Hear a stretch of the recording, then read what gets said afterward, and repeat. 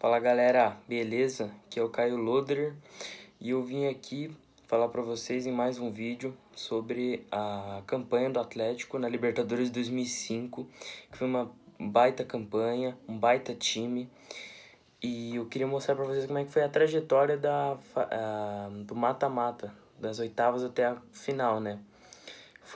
Vocês vão ver aí muitos jogos emocionantes que qualquer atleticano aí, principalmente quem viveu na época aí, vai levar pra vida essas memórias. Então eu queria que você deixasse o like, se inscrevesse no canal e colocasse nos comentários ideias de vídeos mais sobre isso. Se puder deixar o like, se inscrever, porque esses vídeos dão trabalho mesmo pra fazer. E com like e se inscrevendo já ajuda muito. Já ajuda bastante a fazer os vídeos. Então bora lá!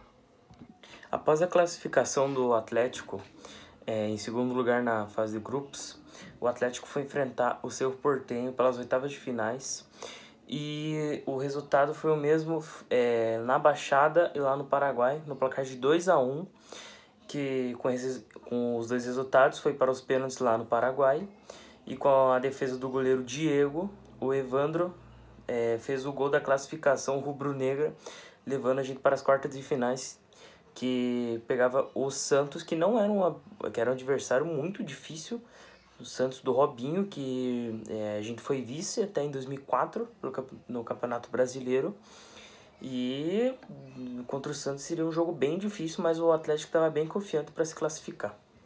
Com o primeiro jogo na Baixada, o Atlético e o Santos fizeram um jogo muito acirrado e com muitas pressões.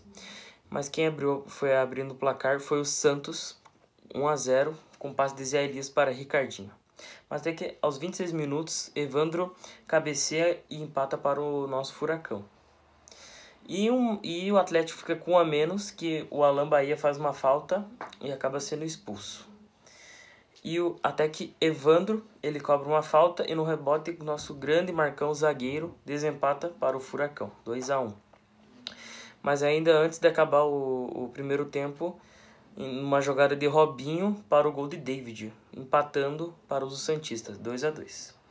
Mas até que no segundo tempo, num cruzamento de André Rocha, aos 76 minutos do segundo tempo, Lima desempata para o Furacão, abrindo vantagem de um gol e levando essa vantagem para a Vila Belmiro.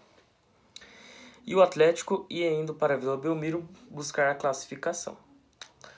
Aos 16 minutos, Aloysio Chulapa ganha a bola do Zé Elias, zagueiro do Santos, e abre o placar para o Furacão, que fazia 1-0 e deixando a vida do Santos bem mais difícil para tentar empatar ou virar.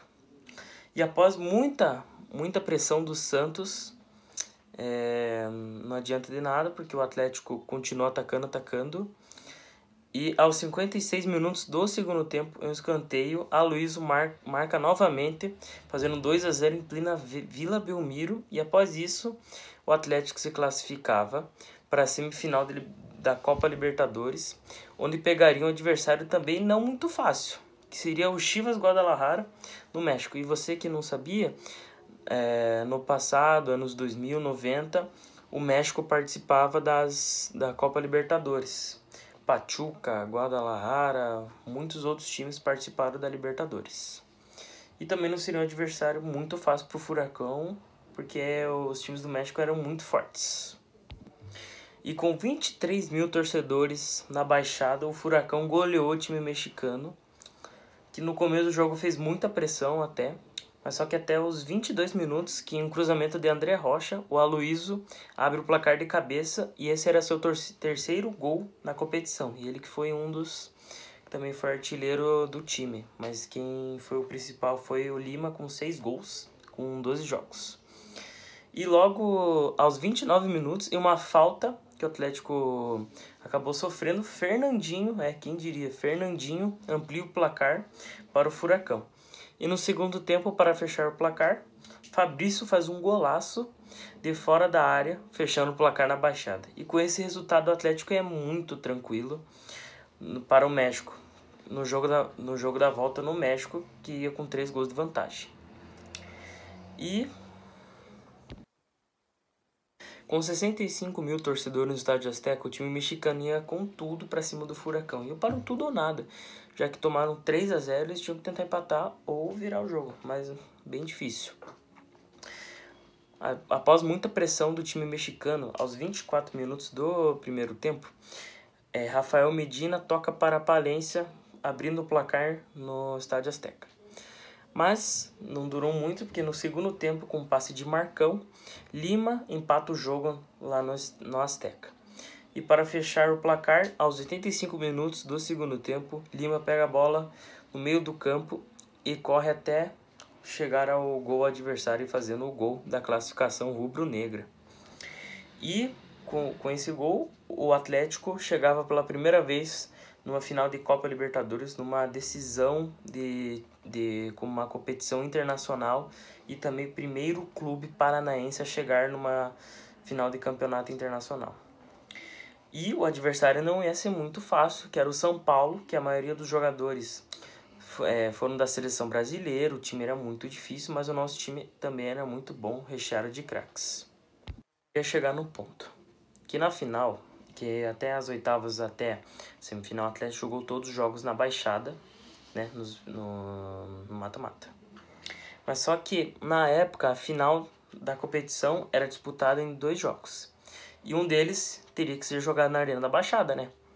Mas pelo fato do estádio do Atlético não possuir a capacidade de 40 mil torcedores naquele momento, nem o São Paulo nem a Conmebol eles aceitaram a situação. O Atlético aumentou ainda a quantidade de arquibancadas, fizeram muitas reformas para chegar aos 36 mil lugares na ocasião. Mas só que não houve acordo entre o clube e a Conmebol, e o Atlético precisou utilizar o Beira-Rio como mando de campo. Infelizmente tivemos que jogar no Beira-Rio, não era o nosso caldeirão, mas tivemos que jogar lá. E, enfim, começamos o jogo, que já aos 14 minutos do primeiro tempo, com cruzamento de Giancarlo, Aloysio Chulapa cabeceia e abre o placar na decisão. E até que após muita pressão do São Paulo, aos 51 minutos, e uma cobrança de falta cobrada por Júnior Aloysio, Aloysio desvia, Diego defende, mas só que infelizmente a bola bate em Durval, que faz gol contra, empatando o jogo para o São Paulo.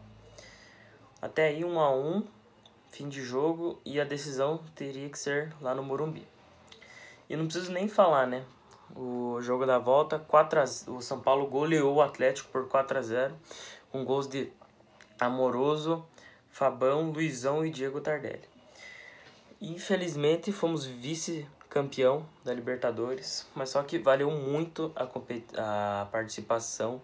Foi, como eu tinha dito, o primeiro time paranaense a chegar numa final de campeonato internacional. Não era para qualquer um. Imagine na época, hoje em dia a gente tá muito acostumado a ver isso, o Atlético indo longe nas competições internacionais. Mas imagine naquela época, que era a segunda participação do Atlético na Libertadores. Então você imagina... terceira participação, acho, do Atlético na Libertadores. Então isso foi que alegrou muito a gente. Mas valeu muito, o time de 2005 muito bom. E até hoje comparo não, né? Querem saber qual time foi melhor, 2004 ou 2005. Os dois times eram muito bons, elencos iguais, né? Mas infelizmente não somos campeões. E se você gostou do vídeo, queria agradecer até a sua atenção. Se você gostou do vídeo, deixa o like, se inscreve no canal. E deixa nos comentários aí um feedback do vídeo, se estão gostando do estilo, se querem que eu mude alguma coisa. Ideias para vídeo também estou aceitando, tá? E é isso. Valeu, rapaziada. Tamo junto.